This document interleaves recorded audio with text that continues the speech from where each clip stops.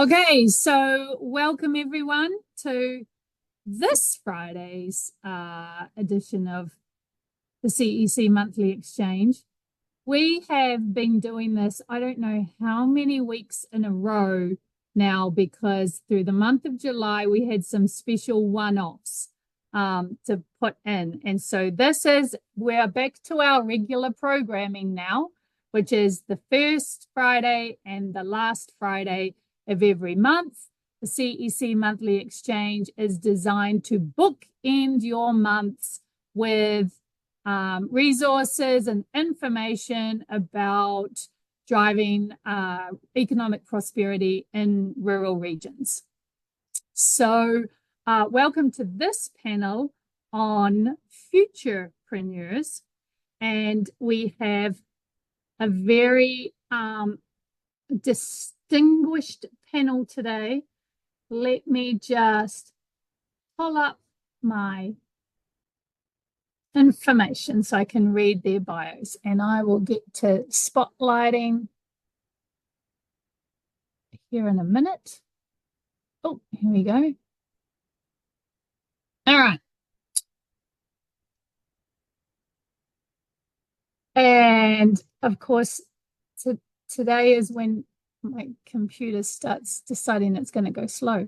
Okay, so now today's webinar, yes, as I said, is on Futurepreneurs. You'll have to bear with me a little bit. My eyes got dilated 3 hours ago, 3 hours and 2 minutes ago, actually, and they told me that my back to normal within 3 minutes, and they're not quite. So when I'm going like this, it's because I'm very trying to focus on my screen here. So first of all, introducing our panel, we have Stacy. Oh my goodness, Stacy Lane. I've got it right in the past. Why didn't I remember how to do it? Stacy, please, Stacy, help me out. Oh, let me get off of you. Johan, thank you so much for trying. Dohan. Those were good tries. Yeah. Stacy Lane. So Stacy is the director of the Youth Coding League. And if you were online for our first ever webinar, you will remember that Stacy jumped in and did that webinar for us when James Stapleton in the last 60 minutes at the 11th hour wasn't able to do it. So you will be familiar with the story of Youth Coding League. So it's nice to have Stacy back. Stacy has played the leading role in creating this program and growing the Youth Coding League since its launch at 10 rural schools in the fall of 2018. It is now in 85 schools in 10 states. Wow, so you went from 10 schools to 85 schools in, 6 years. Wow. Including maintaining program operations during COVID. Yes, big challenge. Stacy also serves on the board of trustees for the Cape Girardeau Public Library and combines her knowledge of the Youth Coding League and public libraries to serve rural communities. Then we have Kevin Johansen here, and let me just spotlight each of these people as I go through. So there's Stacy. Next up is Kevin Johansen. So Kevin has, I've known Kevin for a while now, and he's always been passionate about agriculture. He's a fifth generation farmer. He quickly became active in all the 4-H, FFA, and also the American International Charolais Breeders Association. His family has a deep history in agriculture, starting out as row crop farmers, and now they do seed stock cattle, which they diversified into in the late 80s.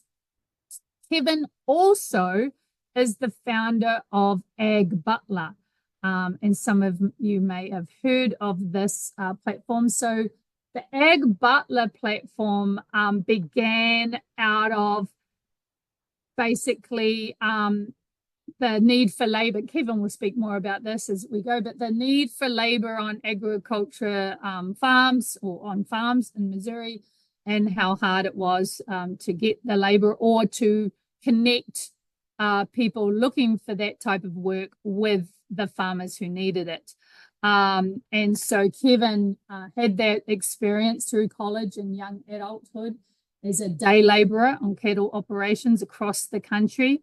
So his vision for AgButler is to create a platform that connects not only farmers, but agricultural communities, and supplying a tool that can revitalize rural America.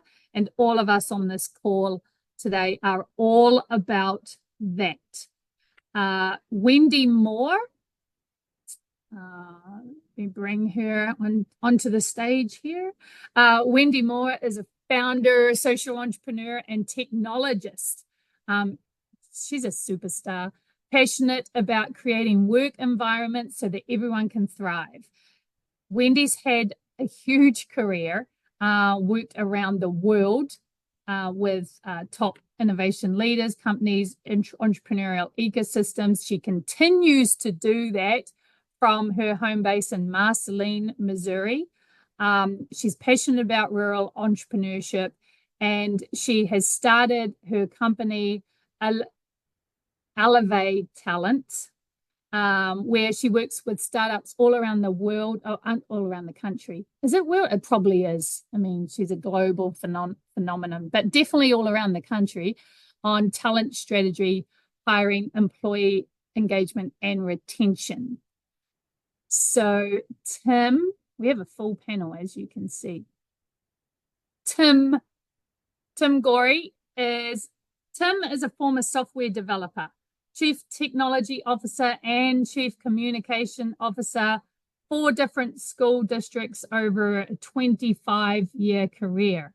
Now he's the principal researcher for the School to Business Association, where he leads the charge to develop curriculum, conduct research, and create software that supports schools in their efforts to support school reform that encourages high schools and colleges to allow students to create and run real for-profit businesses for school credit. I wish this was invented when I was at school, because I was running all sorts of business. My first business was selling old ladies the flowers out of their own gardens.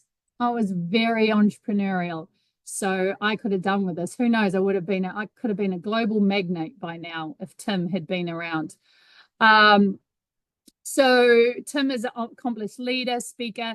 He also knows quite a bit about AI and dedicated to helping others build systems that help communities build a better future. And then we have Alan, and we'll put both of you here, Alan and Luke. So Alan, Spell and Luke Dietterle work for, they're at the University of Missouri Extension, and are the program leads for Exceed. So Alan's research focuses on applied industry and regional economic development studies.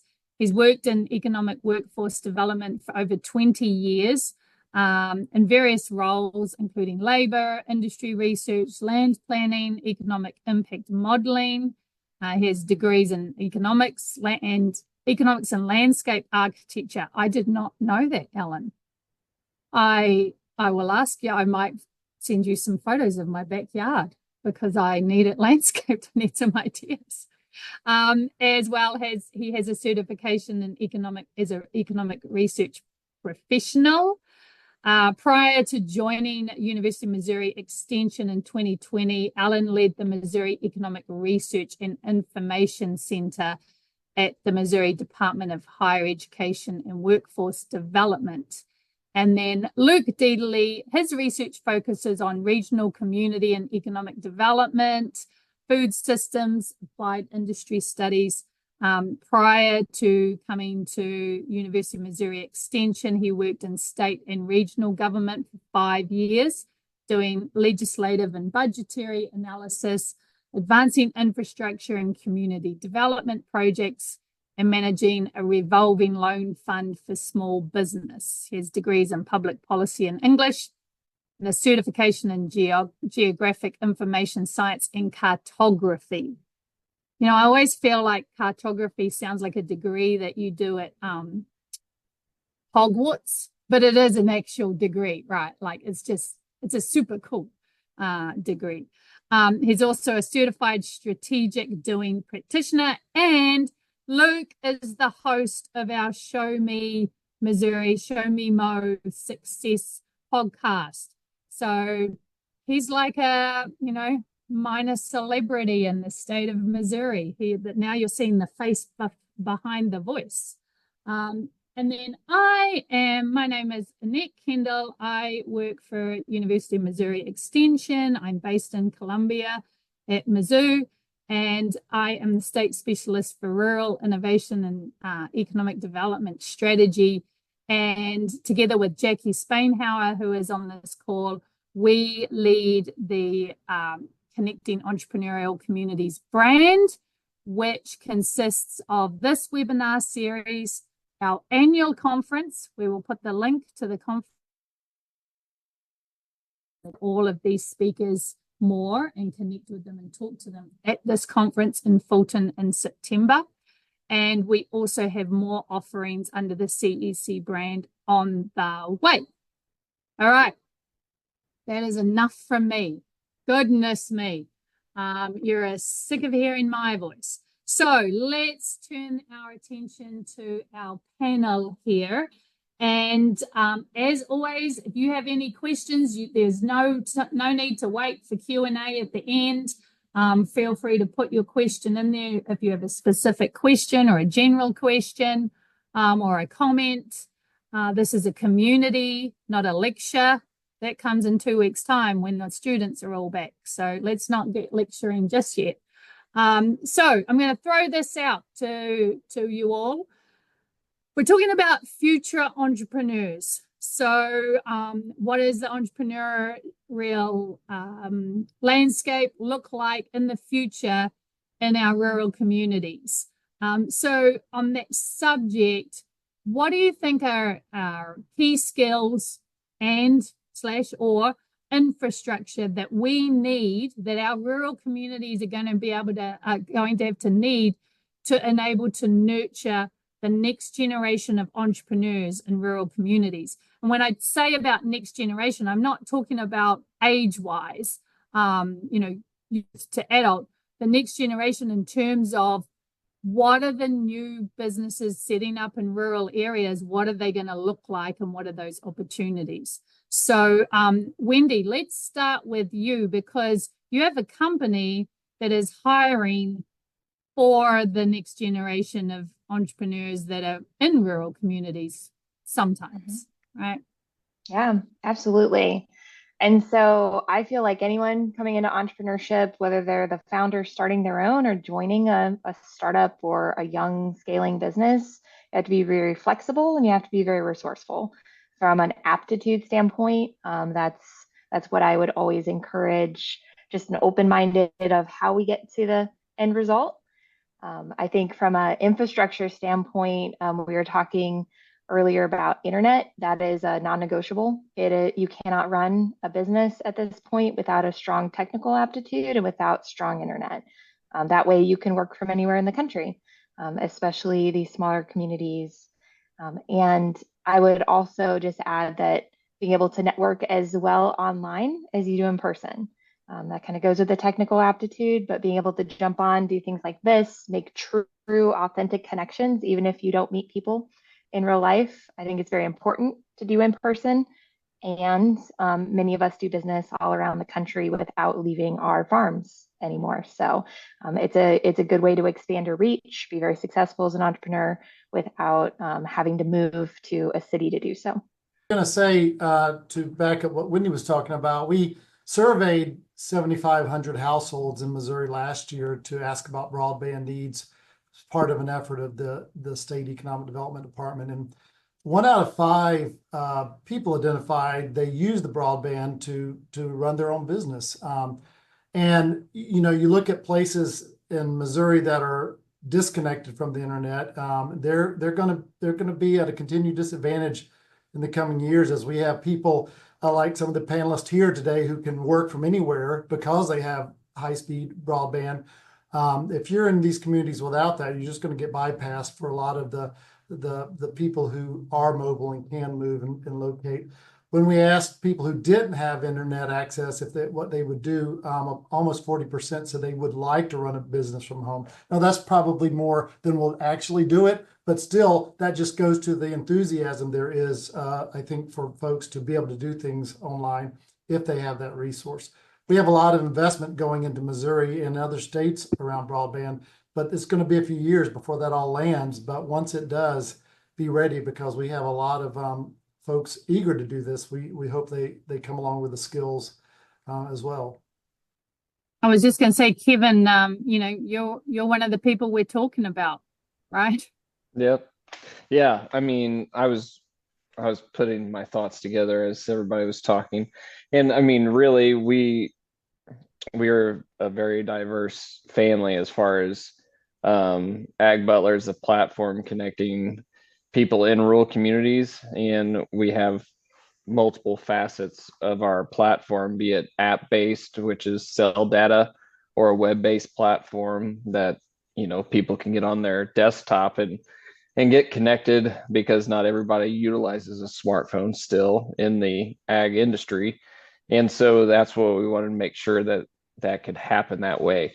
And a lot of our users have some type of access to internet, because they are continually to keep up with the weather patterns and the grain markets, the livestock markets, everything else. And so we know that a lot of our users on our AgButler platform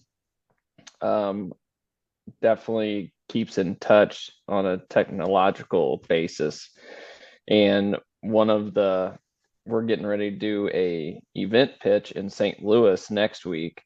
And so talking about what you need for infrastructure, and Wendy's would just talked about being flexible. You have to be very flexible and ready to jump on a stage in front of people you've never met and try to, tell them about your idea and why it would be good to expand on that. And so you definitely have to have a salesman mentality all the time. So and there's a lot of great resources in the Missouri rural, or just Missouri entrepreneurship, and now into the rural part of it, to where a lot of us that have made entrepreneurship a reality in the rural communities, some people have been able to figure out what works, and you can reach out to those individuals to figure out what does work, so you don't run into a dead end and have to figure your way back out. But yes, definitely flexibility, and utilize your network that you've built in your previous professional career, because you definitely do not want to leave any door closed. Yeah, absolutely. And I live in Branson, and kind of a critical piece of my personal working infrastructure that Branson didn't have, to my knowledge, more than a few years ago, that they have now, is because I work probably 90% from home on Zoom. But the other 10%, I still have a need to meet in person with people. And it's not something I necessarily want to do at home, right? I don't want people coming to my house in every situation in order to have that face-to-face meeting. And so Branson Chamber of Commerce, the late Branson Lakes Chamber of Commerce, built this beautiful Chamber of Commerce building a few years ago, where they built in conference rooms where members can use for free if you're a member. So I became a member of the chamber. I wasn't going to, but I became a member of the chamber because the lowest level cost me like $80 a month. And that's wonderful. I've never had a situation where I haven't been able to book one of those rooms when I needed it. And so, and I know that Joplin and Springfield through the E-Factory and a number of other larger cities have really focused on projects like that. But when you're working from home like that in a more smaller town, rural type of area, it really makes sense, I think, from an infrastructure standpoint, to have co-working facilities that are very inexpensive for mostly home workers to be able to take advantage of. Tim, I do the same thing in Columbia through the Economic Development Hub. So I'm a hub client through that, and it gives you an address, gives you a meeting space. I've run trainings through their training room. So if you do need that physical space, it's nice to be able to show up professionally. Yeah, and I'd speak to another resource here in Columbia. There's the Como Cook's Kitchen, which is a really great resource. It's another shared working space. So for, fledgling food startups. I was actually just saw yesterday that Mahi's Ethiopian Kitchen, which I've patronized there a few times, is going to open a brick and mortar here. So I think there's been several graduates now, and it's just another one of those resources that, especially in rural communities, for folks to be able to afford a certified kitchen, to be able to produce retail goods. I mean, that's so big, that's so crucial. And it's hard for an individual to afford that. So when you can go in together, it's a huge boon. Our new curriculum that we're launching for our 5th and 6th graders that we've written in-house in alignment with Missouri State standards, written by a high school coding educator. It's grouped around food. So we have the young coders, as they're learning the basics of coding and computer science, they're also learning about how technology is changing food. And I've got a friend out at Indy Commons in Independence, Oregon, and they have a really cool commercial kitchen too. And in one of the sprints, she gives us a tour of it. So the kids get to learn about how people are practically using facilities like that are in rural communities to make their food ideas come to life and be viable streams of income. So we make sure to build that into our curriculum. So not only are the kids getting those really, critically important future ready skills, but they're seeing a direct line to how they can apply them. And then on top of that, how they are practically being applied, especially in rural communities just like theirs. So I love all of the different commercial kitchens that are out there and kind of the different regional specialties that pop up out of those. I was just going to touch base on kind of the co-working space. And so along with AgButler, my wife and sister-in-law has a event space that also has, we kind of developed a kind of a co-working event space in Lebanon, Missouri. And then since we did that I guess we kicked that off in the spring of 2022, there was another group that were more of photography, videography, graphic design that have opened up another co-working space. So, graphic designers, visionaries can kind of meet together and, work on different projects and kind of check to see what they could do to change things around. So Lebanon has been doing that here recently. And then I worked with a couple of high school girls that kind of what Tim is building with the school to business program that we were talking about earlier. It was called the Go Caps program. And for Laclede County students that are juniors or seniors that are in 3 different tracks, it's education, engineering, and business, and health. And so we worked with 2 girls to develop a business around agriculture, and they put together a whole presentation. So they got out of the business side and got to present on capstone night to the whole community. And so that was really fun, kind of working with 2 very ambitious young females that were wanting to see how they could develop a business to where they could move back to their home community. That's cool. Yeah, I just want to take off on what Luke and Stacy were both saying about the food thing. I think if we're talking about futurepreneurs, I think there's going to be a huge future business opportunity that a lot of people are going to be taking advantage of, and it fits right into rural communities.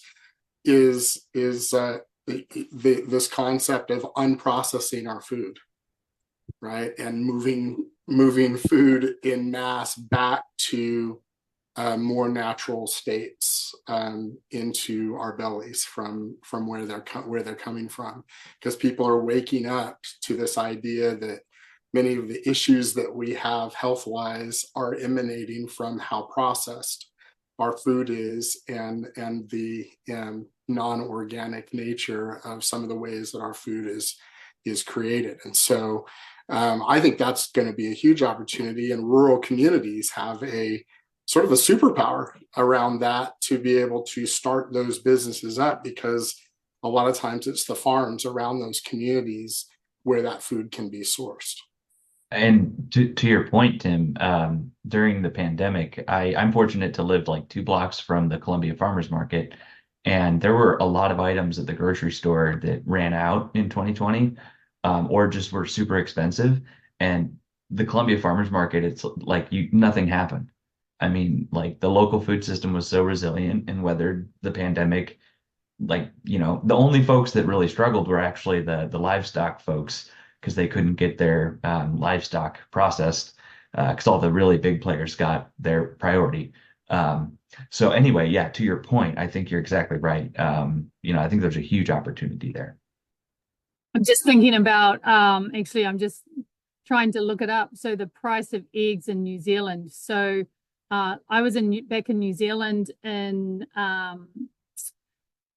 late 2023, and noticed that just about, I mean, everywhere you go, there is somebody selling the eggs in a roadside stall, right?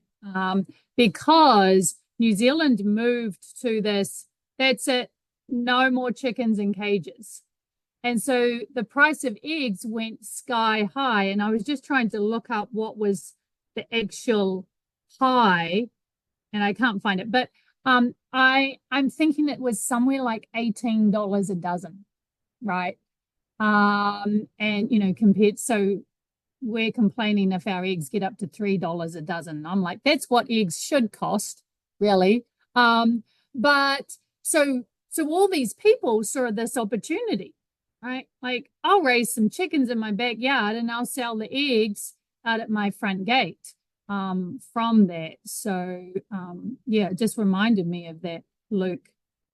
You do really cry when you drop a carton of eggs in New Zealand. Maybe not cry over spilt milk, but definitely cry when you drop your eggs. Yeah. Yeah, I guess Easter is the new Christmas there. I mean, shoot, you're spending dying eggs is an investment. Yeah, an omelet is like once a year on your birthday. Yeah. So I was thinking about Wendy and Kevin, in terms of, like, you're both in the space of recruiting labor in rural areas. And so what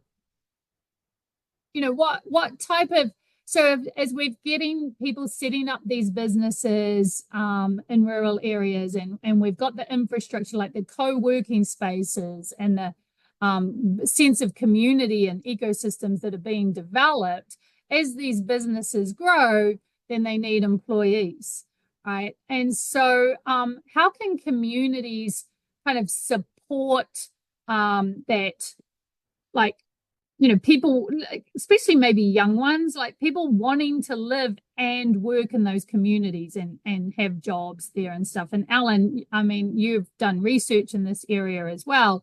And Tim, you were talking about, you moved from California to Branson because basically you wanted to go live somewhere permanently where you'd been on holiday. So is it about those, opportunities for leisure activities that are important to get a work to develop and maintain a workforce, or are there other things? Interested to hear everyone's viewpoints. Well, I can start. I probably have a slightly different perspective on it, because I focus on technical talent. And so a lot of who I work with, the companies I'm working with, are typically looking for experienced, skilled, technical people. Now, that can be anything from accountants to developers, engineers, and especially if you're located in a smaller community, and I would even say mid-size.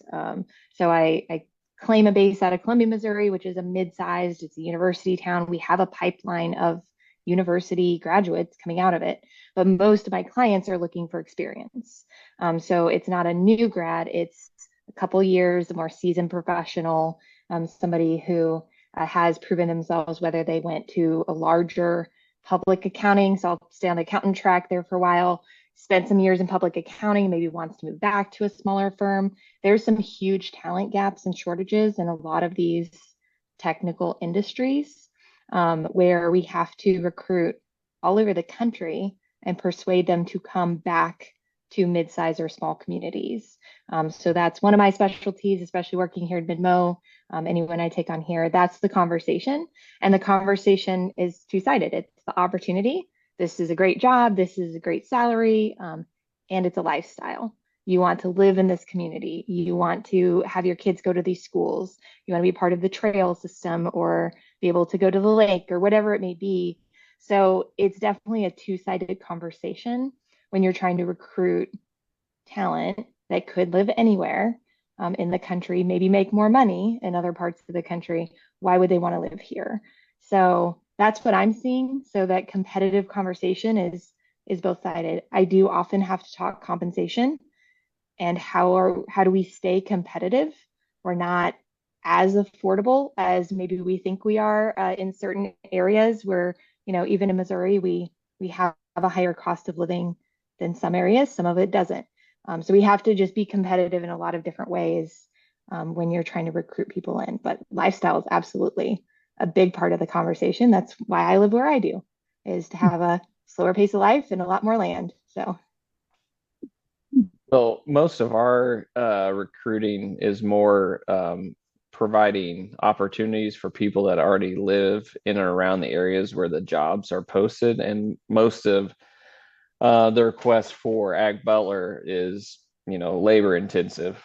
And that's considering why there's a shortage, is because not everybody is ready to do cowboy things when it's time to do cowboy things. And so it's providing more, I guess, putting a spotlight on those opportunities and showing people that are already living in those communities that want to do that work that they can reach out and be able to get an income. And a lot of it too is for like the small to mid-sized farms. So we would say a mid-sized farm. And so on the platform, I can flip over and look for labor opportunities if we're at a slow part of time.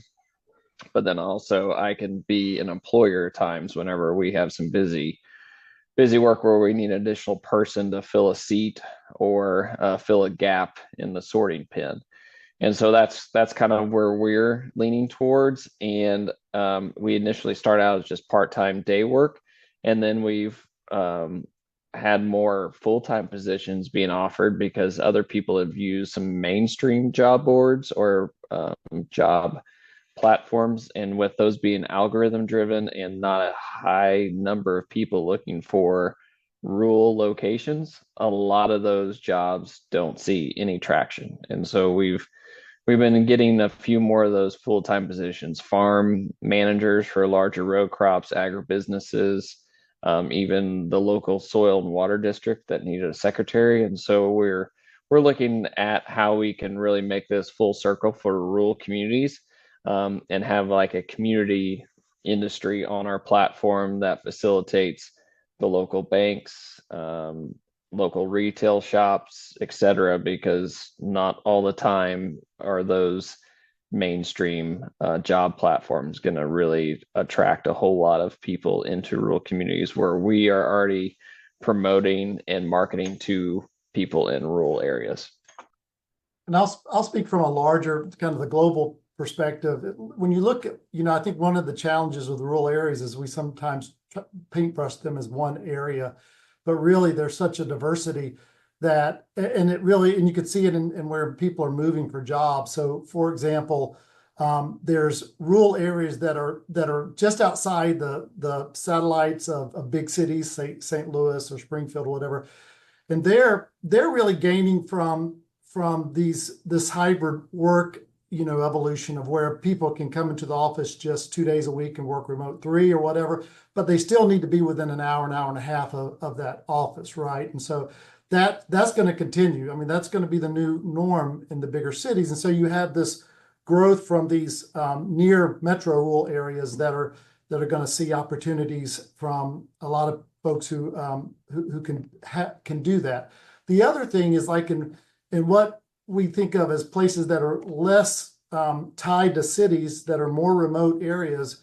If they have features like recreational features, if they have colleges, if they have amenities that attract people, then they're going to be doing better. That's where people have been moving. Of course, for a long time, they've been moving down south, but that's starting to get a little expensive, and the places on the coast are, of course, expensive. So Missouri offers opportunities for lower cost lifestyle, but folks also want amenities, right? They also want to have fast broadband, but also, recreational opportunities, sports, whatever it is. So it's a mixture of all that. We're seeing that nationally happening in Missouri.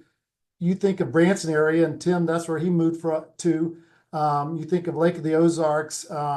You think of places like that. They are really going to do well because they have that combination of everything that these people are looking forward to moving to. And so that's where they move to is where entrepreneurship is going to also flourish. So, well, and one thing to mention what Alan was saying as far as people moving to kind of the result of two things. One, COVID and making remote work quite a bit easier, as well as the steadfast labor workforce and the owners operators of most farms and ranches are baby boomer, and so they're retiring, and some of those older adult kids that have the opportunity to do remote work to move back can also get that get some more experience faster through our platform and pick up some opportunities from people in and around their community to where they can relearn the trade at a fast pace than trying to relearn it whenever they get back to the family operation if they've been gone for a number of years. And I'll just give an example. So my brother and I are 7 years apart. He's been in the city area, but he works in agriculture.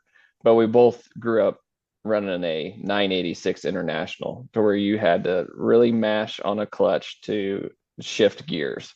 And now if I put him in a tractor that we have now that has that nice easy forward reverse shift, he's like in a spaceship and trying to figure out how to actually do that. So there's a little bit of learning curve because technology and both the implements and how things are done have changed quite a bit. So that allows that talent coming back into these areas that need that quick refresher on how to operate things.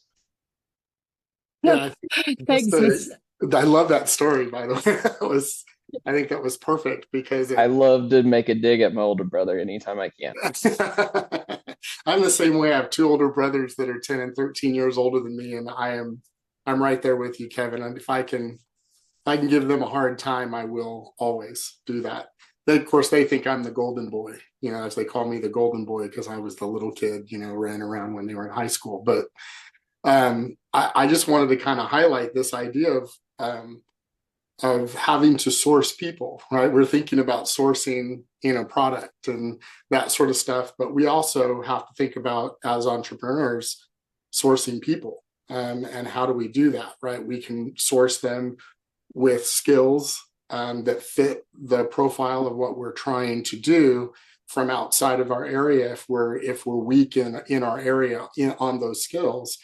But we can also create farm team situations where we focus less on being at a certain point. I think every entrepreneur, as they grow their business, has to get to a point where they start to realize they have to be less of a product or service developer and become more of a people developer. And that's why one of the things I love about this idea of getting students started earlier in high school and even before, really finding out who they are and what they want to do with their lives. So when they come out of high school and connect, and that process really connect those students with businesses real time in their community, and with owners of businesses where they have real relationships with those people, working relationships. with those people so that there's a smoother transition as they come out of high school and even college for those business owners to acquire that talent, but recognizing that they may not come with all the skills that they wish they had right now. So in our business, how do we make sure that we build the systems to train those folks, right? And really develop those folks into the people that we need them to be. So there's two ways you can do that, right? You can acquire people. And I think the right answer for most businesses is usually a mix of both. But if we're too heavy on one side or the other, we're going to find weaknesses in our business models because of that. So really thinking about what are the ways that we can encourage rural areas to give students and younger people the opportunity to develop into those roles, and then how do businesses bring those people in, understanding their gaps and skills, and get really good at training them to be the people that they need them to be. That's great comments there, Tim, and it makes me think about, Stacy, your comments before about how your students in the Youth Coding League, it's not just about we're teaching you coding, right? You're actually doing this holistic program where they're seeing the applications and developing the leadership skills, which you teach technologists as well, Tim, right? You specialize in teaching leadership skills to people in IT. And so has the Youth Coding League always been that way, Stacy? Or has this something that's evolved, and how does it impact on the experience and the potential aspirations of the students involved in it? Thank you for asking that. That's such a good question. It has not always been this way. Whenever we first got rolling, we utilized a free and widely available curriculum, Google's CS First curriculum. It's really well done. And we expended our finite resources on making that curriculum competitive, engaging, and supporting our educators. Now that we've grown and we've started developing our own in-house curriculum, which we're basically writing the next season's curriculum while we run a season. So it's, that's always fun. We started on the spring. Yeah, you get it. We started on the spring curriculum right on the heels of finishing out the fall curriculum. So idle hands and all that. So no, it has not always been the case. When we were using other curriculum, we were not able to do that. But we have found the more workforce informed we can make it for the kids, they really respond beautifully to it. One of the ways the kids can win is in our technical merit category in the postseason, where each coach nominates one project on their team. This is our best, most complex, best in terms of coding project. We're nominating this one to be our technical merit track project. I then get industry professionals to volunteer their time, and they come back every season because I think they really like seeing what the kids built. And they all, just like you lamented earlier, why wasn't this around when I was younger? We get a lot of those too from the devs around the table. And they have a rubric and they get to look through, anywhere from 15 to 20 of these projects and assign a numeric score based on 4 different, attributes that they're looking for. That technical merit prize division has turned into kind of the prestige prize for the coders to win. They love knowing the industry pros are looking at their work. And we have found that wherever we've added in that workforce informed feel for it, and we've beta tested these curriculum themes with former YCL grads and former YCL coders to make sure we're on the right track and we're developing activities that are compelling to them. And it really seems like when we let them be silly and we let them be creative, but we add in these Easter eggs and nuggets of what's happening in the workforce right now, and we give them a way to be useful, and we let them know you can be useful and purposeful now. You can come up with, from where you sit in a rural community that might not have the bandwidth or the resources to bring you these critically important kind of cutting edge future ready skills. What you have in your brain, your experience, the problems you see around you, you can solve them now using technology. And here's what some of that technology is. Let's give you that skill set and put it in your hands. So we actually have an entrepreneurship curriculum And the kids hear from startup co-founders from Missouri throughout that curriculum. And we have them iterate and workshop their own idea throughout the duration of that curriculum. So, we have some kids who don't want to do that, and that's okay. We let them do their fun little one-off projects. But for the kids who really do, they've got something that they're passionate about, a problem that they think that they can solve using their unique experience and worldview with this new skill set that we are supporting them to gain for themselves. We're always just blown away at what they build. So our curriculum really has evolved, and it's been very informed by the work that we see at Codefi, which I think is very true to the Youth Coding League itself, because we didn't start up, in a vacuum. It was truly an iterative process to land with where we are, with the Youth Coding League, like so many entrepreneurs are working through all the time in the Show Me State. We noticed that our Code Labs grads or Code Labs applicants, we weren't seeing a ton of women or a ton of students of color. And we wondered, how can we fix that? And so as we started thinking about how to fix it, we realized, okay, well, here's a way that we can do it. Let's get in there and give it a shot. And we've just kept refining and iterating every single season of the Youth Coding League. And we do that too with a lot of our other programs, like our startup program. I was chatting with my coworker Crystal yesterday. She's out of Springfield and she runs our startup programming. And I asked her about a program we had. And she said, "Oh, we renamed it to this because we're learning, we're doing it a little differently, we're listening, we're refining this one." So it's true to how we work and everything that we do at Codefi. We just try to always listen and meet folks where they are and be as impactful as we can right here in Missouri with what we have. I'm excited for the conference in September in Fulton. And I can just picture, Stacy, yourself and Tim talking in one of our network sessions, just being like, oh my gosh, because you're both in the same space, you both have the same goals and beliefs and aspirations and motivations. So yeah, I'm looking forward to witnessing those sparks fly within your conversations. Sorry, Luke, I absolutely cut you off. You were going to offer something. So. Oh, no, that's totally fine. Just a tangent, but kind of following this thread. One of my favorite places here in town is this place called Hexagon Alley. It's a board game cafe. And one thing that's really cool that just started is the Columbia Public Schools partnered with them to do an after school program where it's really expansive, so kids can just come and play games if that's what they want to do, but they also are introducing like an entrepreneurship and game development component to it. And so, there's all sorts of ways that people can be creative. Like I have a few friends that I play cards there with every Monday night. He's a day laborer, but he's designed his own board game. He bought a garage and somehow managed to turn it into a 2-story house for himself that he's renting on Airbnb. So, I mean, there's all of this creativity out there. And so sometimes it's just a matter of, getting two folks with resources together, and then you've got this awesome opportunity to get kids interested in business, using a tool that is accessible to them, really early. That is super cool. Again, another thing I wished that was around when I was in school, right?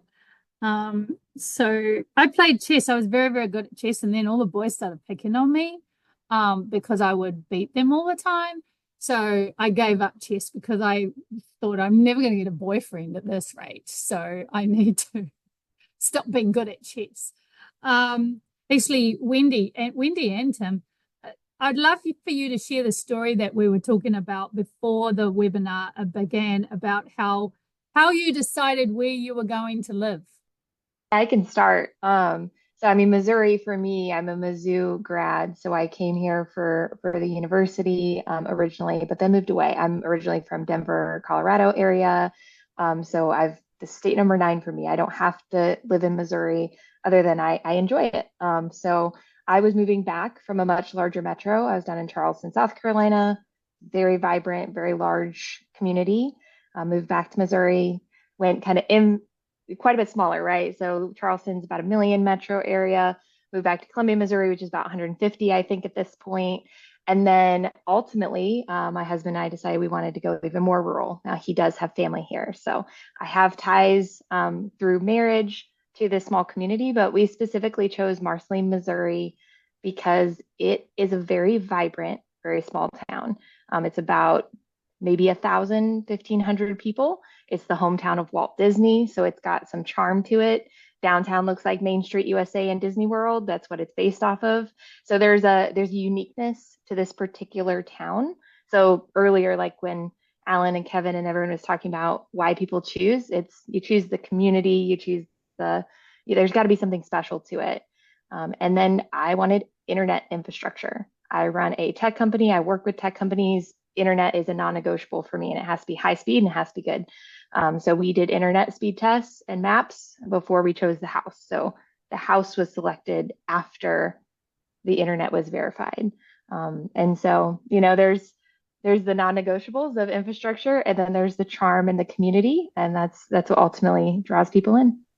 Yeah, I'll just say that about 3 years ago, when we decided to move out of California, like so many other people have been doing, we just looked at all of the places we had ever been on vacation as a family. And about 10 years before, we had been in Branson. And so that was one of the places that we had thought of to look into. And so we started checking, what are the areas in Branson that we might want to live, and what are the houses that are available. Looked at, obviously, infrastructure was important, but we wanted to feel like we weren't living in a city. But one of the things that's wonderful about Branson is that it is a small town, especially coming from California.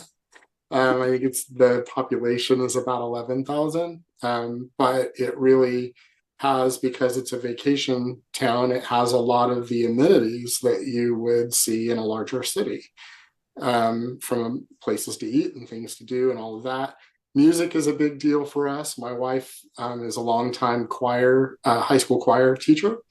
And in fact, my wife and I met in high school choir class and started dating in high school. And so singing has always been a big part of our lives. And obviously Branson has a lot of live singing opportunities and that sort of thing. So all of those things kind of came together as we looked at what are the different things that we might would be most important to us. But the community and what we saw here, the sort of juxtaposition of all of those things really came together for us. And we like the location of Missouri in general, just being in the middle of the United States. Is I think, and the Ozarks has a certain history and sort of way about it that is attractive, and fun. So, and I wanted to say one thing too that kind of came to mind that I've learned in the program, in the Codefi program, as I've gone through this first couple of weeks where I'm going through an incubator program that Codefi runs out of Springfield, to evaluate and validate some business ideas that I have with a partner.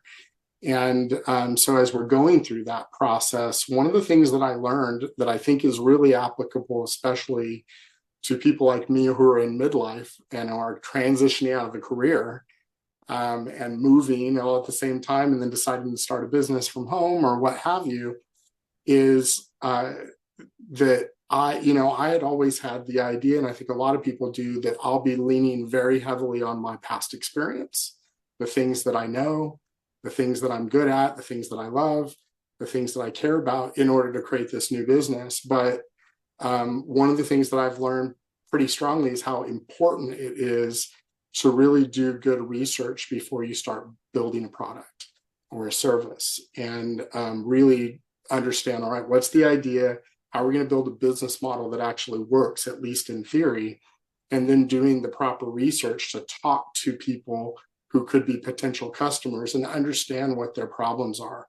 Are we solving a problem that our customer really, really needs solved? And not just, are we transposing this product that we've built, that we feel we're falling in love with as entrepreneurs, onto what we think people want, and then spend tons of money and tons of time creating that product only to sell it to nobody who wants it, right? And so that's kind of a big thing. A lot of people, I think, in my position, as they start businesses later in life, are going to tend to want to fall in love with the product or service that they're trying to provide. They're thinking of it in terms of, what do I want to do for the rest of my life? And how do I leverage my skills and knowledge? And that's all important. But putting that together, I think, with something that will really actually solve real world problems for a lot of people is extremely important. And I that's one thing Codefi is bringing for us that I'm really excited about. Yeah, I would say, kind of going off of what Tim was just discussing, you know, building a business to do it yourself, there's two things that you definitely have to be, and that goes back to what we talked about earlier. Wendy, you touched on, is being very flexible, because coming out of a previous career that's very structured and doing it by the book per se, entrepreneurship is nothing like that. Entrepreneurship, you know, you're probably still answering emails at 11:30 at night or later. I'm doing a lot of moonlighting. Did that when we were building AgButler, whenever I had a different full-time position. And then also, just, you know, it does get very lonely whenever you're building a business and you see it as, I know this is going to work, but there's some doubts in your inner circle around you. You just have to buck up and trudge through, because you know it's going to work out. And then utilizing the resources, like with Codefi and some of the other groups, that the amount of resources that are in Missouri that have really grown in the last 6 years since we started, you definitely want to utilize any and all resources possible, so you're not on that lonely island near as much. But that's the two things that I would like to share with people that are looking at a futurepreneur: is always stay flexible, keep your business plan in pencil, and just stay the course. Those are great words to finish on. And what was the phrase that you just said? Buck up and... I don't know. Probably buck up and charge through. Charge through. That needs to be on a t-shirt, right? There's a t-shirt right there. Buck up and charge through. Hey, maybe we'll start a merch store on AgButler next. Yeah, there's the t-shirt for the CEC conference, Wendy. Yeah, I'm thinking we should open it up for designers to design. You all compete. This is the Jackie's smiling here, because this is me. I'm like, oh, I have an idea. Everybody submits their design for the next conference, and then one wins by public vote, and that's the conference t-shirt. Yeah. So, all right, you heard it here first, attendees of our webinar. That's what's coming on the new CEC project t-shirts. All right, well, thank you everyone for joining us. It is Friday afternoon. It is 2:30. Hopefully you are not too far away from knocking off for the weekend, unless you are like Kevin here, going to be going through till 11:30 or later tonight, still answering emails. We appreciate the time that you've spent. To our panelists, you're all very, very busy people, so we appreciate that. And all of our participants, we appreciate that you have so many options for you to ways to spend your time on a Friday afternoon. And so we are very thankful that you chose to spend it with us.